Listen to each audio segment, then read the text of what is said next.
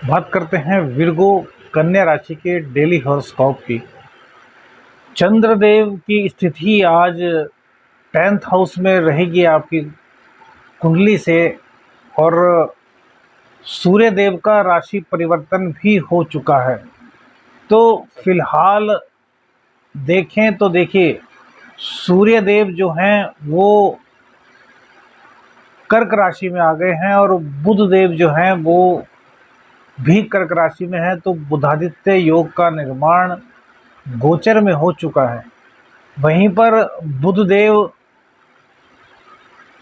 चंद्रदेव के घर में विराजमान है, जबकि चंद्रदेव आज भी यहीं पर अर्थात बुधदेव के घर पर ही विराजमान रहने वाले हैं। तो स्थान परिवर्तन राजयोग का महाशुभ परिणाम भी आपको मिलने वाला है।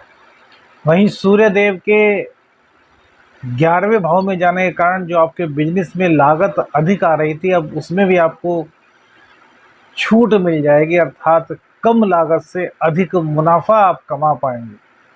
तो कैसा रहेगा गोचर, इसी पर बात करते हैं। सबसे पहले सूर्यदेव, देखिए सूर्यदेव आत्मा है, ग्रहों के राजा हैं सूर्यदेव, और वो युवराज के साथ चंद्रदेव अर्थात अपनी रानी, क्योंकि ग्रहों में चंद्रदेव को रानी की उपाधि दी गई है, तो रानी के घर में सूर्यदेव उदित हो चुके हैं, वो भी युवराज के साथ। अब बुधदेव जो हैं वो आपके लगन के और आपके कर्मेश के स्वामी होते हैं, जो कि एकादश भाव में बैठ कर के हर तरफ से आपको प्रॉफिट कराएंगे, मुनाफा कराएंगे। जिन लोगों के पास जॉब नहीं थी उन लोगों को जॉब दिला रहे हैं, क्योंकि बुधदेव अब उदय हो चुके हैं, ताकत में आ चुके हैं। तो बुधदेव आपको पूरी तरीके से अपनी कृपा से निहाल करने वाले हैं। उन लोगों के लिए एक छोटा सा उपाय बताता हूं, जो काफ़ी मेहनत करने के बाद भी अभी तक नौकरी की तलाश में है और नौकरी प्राप्त नहीं कर पाए। तो उन लोगों को क्या करना है कि बुधदेव की प्रसन्नता प्राप्त करने के लिए सबसे पहले तो भैया हरी घास पर नंगे पैर चलना शुरू कर दीजिए, कम से कम 108 कदम। और यदि इस टाइम चलते हुए आप बुधदेव के मंत्र का जाप करते हैं, ओम बुम बुधाय नमः, तो आपकी नौकरी की बहुत सारी दिक्कतें समाप्त हो जाएंगी, नौकरी लगने के आसार बढ़ जाएंगे। जहां इंटरव्यू देंगे वहां आपका मान सम्मान होगा, कोई भी आपको बेइज्जत नहीं कर पाएगा। और दूसरी बात, आपकी बुद्धि अपने आप ही तीक्ष्ण होती जाएगी। दूसरा उपाय के तौर पर करें क्या कि जब बुधवार का दिन हो तो बुधवार के दिन आपको गणेश भगवान जी के मंदिर में जाना है और उनको 108 दूबड़ा घास जो है उसको धो करके ले जाइए घर से, और वो गणपति जी को आप अर्पित कीजिए। इसके बाद गणपति जी को 2 मोदक, देखिए यहाँ पर लड्डू लोग चढ़ा देते हैं तो लड्डू का फायदा तो मिलेगा, लेकिन जो मोदक का अपना अलग महत्व है वो लड्डू में नहीं। तो मोदक प्राप्त कीजिए, मोदक को 2 मोदक को गणपति जी को अर्पित कीजिए, और उसके बाद 1-1 रुपए के 3 सिक्के आप गणपति जी को चढ़ाएं, और थोड़ी देर बैठ कर के गणपति के किसी भी मंत्र का आप जाप कीजिए। और उसके बाद आपको करना क्या है, देखिए रोजगार के कारक जो होते हैं वो शनिदेव होते हैं। कुंडली में रोजगार की संभावना जो भी बनाते हैं वो शनिदेव के ही प्रभाव से बनती है, शनिदेव की कृपा से ही बनती है। अब राहु गणपति जी की आराधना करने से बिल्कुल शांत होंगे, तो हमें शनिदेव को भी मनाना है। अब शनिदेव को मनाने के लिए क्या उपाय करें जिससे कि गणपति जी की कृपा मिल जाए। तो गणपति की कृपा से शनिदेव को प्रसन्न करने के लिए एक बहुत छोटा सा उपाय आपको बताते हैं जो आपको करना है। आप मोली ले लीजिए, मोली, और उस मोली में आपको 11 गांठ मारनी है।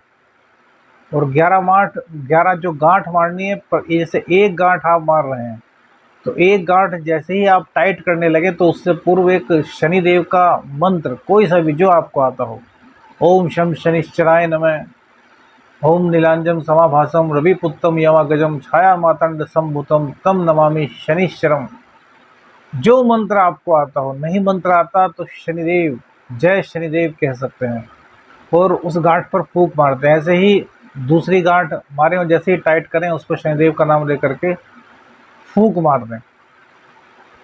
जैसे ही 11 गांठें हो जाए तो उस कलावे को लपेट करके, उस मोली को लपेट करके गणेश जी के चरणों में रख दें और कहें कि गणपति जी आपकी कृपा से हमें रोजगार की प्राप्ति हो जाए, ऐसा चमत्कार कीजिए, हम बड़े परेशान हैं। जो आपके दिल की बात है बाबा से बताइए, और आपको प्रत्येक बुधवार में यह उपाय करना है। ज़्यादा से ज़्यादा 7 या 11 बुधवार में आपको रोज़गार मिल जाएगा। और यदि रोज़गार में किसी भी तरह की कोई दिक्कत है तो वो तो पहले बुधवार से ही हमने दूर होते हुए देखा है। तो इस उपाय को कीजिए, बहुत कल्याणकारी उपाय आप लोगों के लिए रहेगा। आप लोग पूछते हैं कि रोज़गार छूट गया, रोज़गार में दिक्कत है, नौकरी में दिक्कत है, तो किस प्रकार से उस समस्या को दूर करें, उसी का निदान बताया। क्योंकि बुधदेव अब पावर में आ चुके हैं और राजा भी रानी के घर में आ चुका है। अभी 1 महीना यहीं पर रहेंगे तो हर तरीके से आपका लाभ करेंगे। वहीं बिजनेस में जिन लोगों को अभी तक लागत ज़्यादा लगानी पड़ रही थी, मुनाफा तो हो रहा था लेकिन लागत भी ज़्यादा लग रही थी, अब उन लोगों के लिए भी राहत है। क्योंकि अब उनका खर्चा कम होगा, इनकम अधिक होगी। सूर्य देव के प्रताप से आपकी बहुत सारी दिक्कतें दूर होंगी। सूर्यदेव जहाँ बैठते हैं उस भाव में काफ़ी वृद्धि करते हुए हमने देखे हैं, और जहाँ देखते हैं वहाँ प्रकाश ही प्रकाश फैला देते हैं। तो आप लोगों को अब, यदि आप गर्भवती स्त्री हैं तो बहुत सावधान रहना होगा। जिन स्त्रियों का 3 महीने से कम का गर्भ है वो तो खासी सावधान रहें इस महीने। क्योंकि भैया पंचम भाव पर सूर्य देव की दृष्टि पड़ने से काफ़ी स्थितियाँ बिगड़ सकती हैं।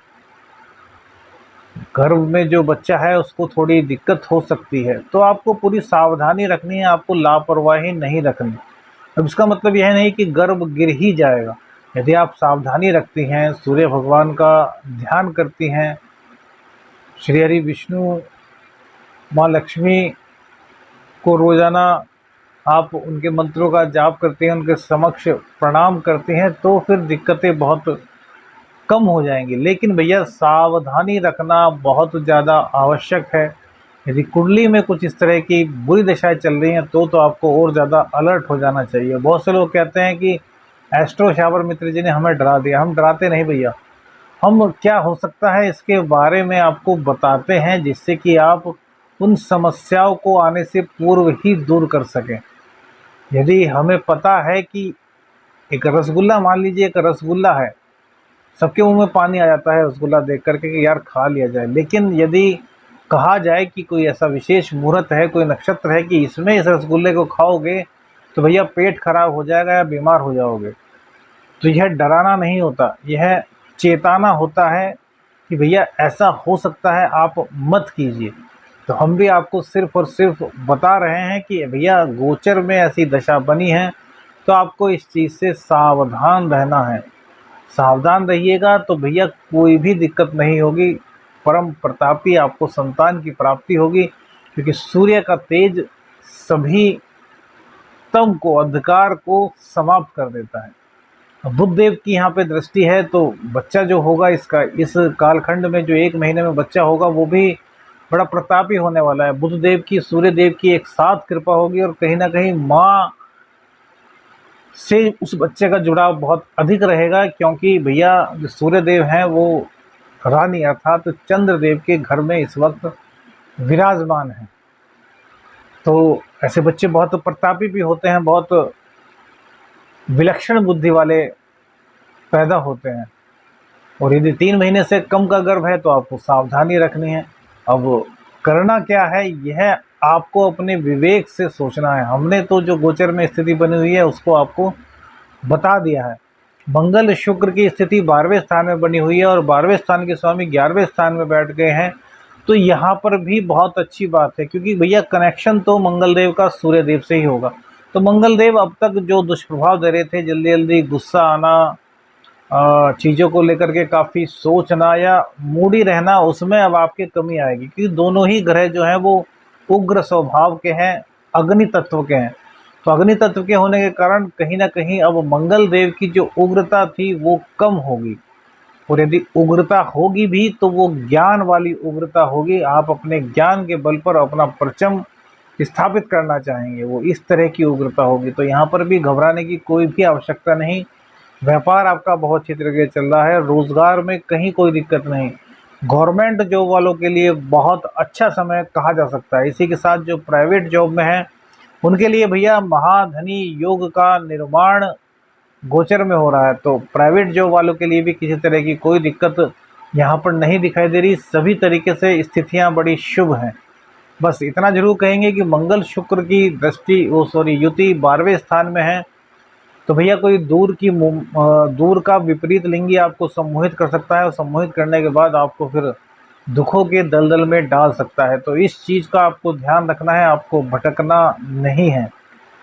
प्रेम संबंधों में है तो अपने पार्टनर के प्रति पूर्ण रूप से वफादार रहिए, और यदि आपकी शादी हो चुकी है तो अपने जीवन साथी के प्रति पूर्ण रूप से वफादार रहिए। यही आपकी सफलता की कुंजी है, क्योंकि यहाँ पर भाग्येश इस कुंडली में कन्या राशि की जो कुंडली होती है उसमें भाग्येश शुक्रदेव होते हैं, और शुक्रदेव अर्थात स्त्री। तो स्त्री का जितना सम्मान करेंगे उतना आपका भाग्य बढ़ेगा। आदेश आदेश अलख निरंजन। हर हर महादेव।